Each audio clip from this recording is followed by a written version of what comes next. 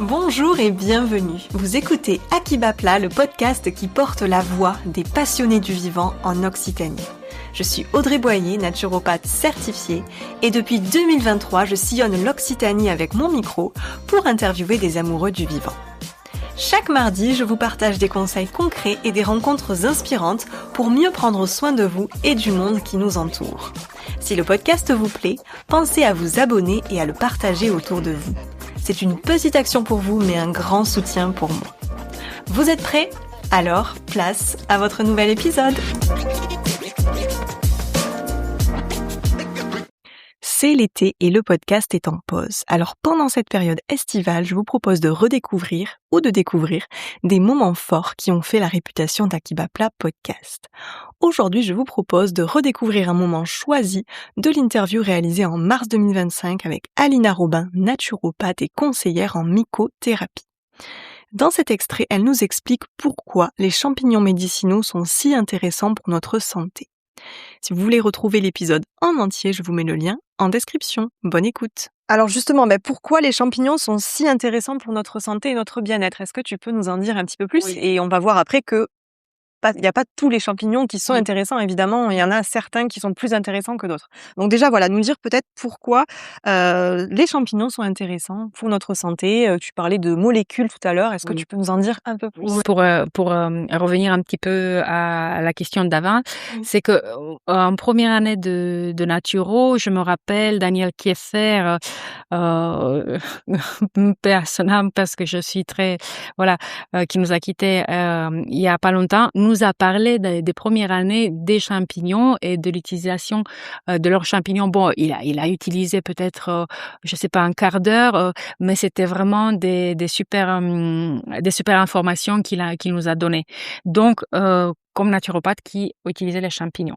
Alors, pourquoi les champignons ? Les champignons, depuis, on sait très bien que rien qu'en consommant dans notre nourriture quotidiennement, si on peut, des bons champignons issus de l'agriculture biologique. Pourquoi de l'agriculture biologique ? Parce que il y a pas de pesticides, parce que les champignons sont des éponges en tout ce qui concerne les polluants, que ce soit dans la terre, que ce soit dans l'atmosphère, que ce soit dans leur substrat tout court.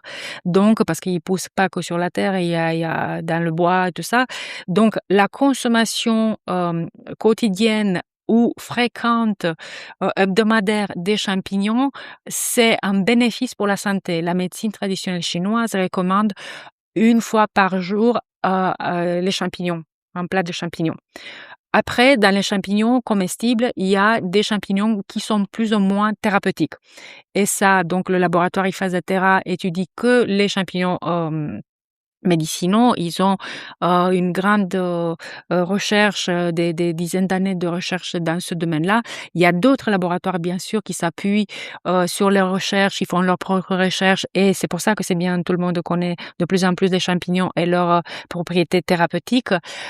Tout d'abord, sur l'histoire de l'évolution, sur la phylogénèse, les champignons sont plus proches du point de vue génomique de nous, les humains, que les plantes. Les plantes sont plus éloignées de nous. Et déjà, les plantes font nous rendent des grands services, que ce soit en alimentation ou en phytothérapie. Ils sont nos amis. Donc, les champignons, d'autant plus, étant un règne à part qui utilise à la fois des choses de la nature pour se nourrir comme nous, nous apportent beaucoup de des propriétés par leurs composants. Il y a beaucoup de choses dans un champignon. Il y a des protéines, il y a des glucides, il y a des acides gras essentiels. On dirait pas, mais elles sont il y en a certains qui sont plus grasses que d'autres. Il y a des molécules bioactives comme, là, je veux dire un nom barbare, bêta-glucane, c'est des polysaccharides, qui travaillent sur l'immunité, ce qui est très important, car qu'est-ce que c'est une maladie ? C'est une défection de l'immunité, voilà, et plus l'immunité elle est affectée, plus la maladie elle est profonde, chronique, voilà.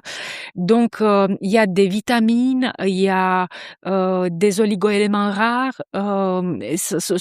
vraiment sont des grandes aides nutritionnelles qui font pas grossir, qui au contraire nous nourrissent très bien les personnes et encore une fois avec des axes de travail thérapeutiques très intéressants.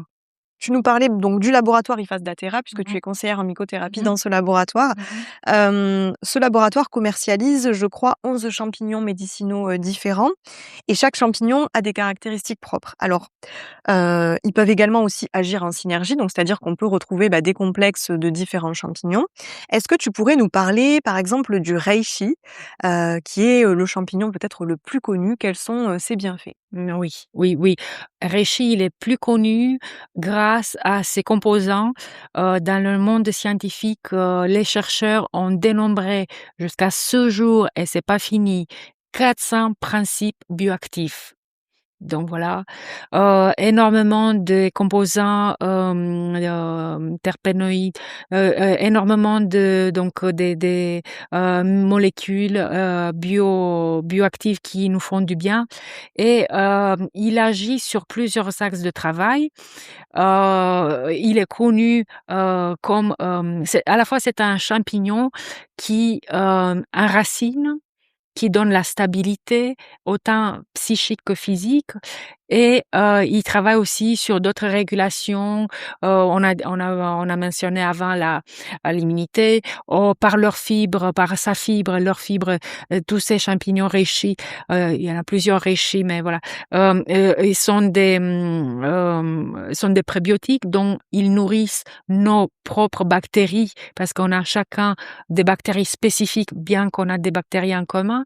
Ils ont des enzymes, ils ont plein, le reishi a un oligo-élément, le germanium, qui est rare. Par exemple, le germanium, on peut le trouver dans l'ail, tout ça.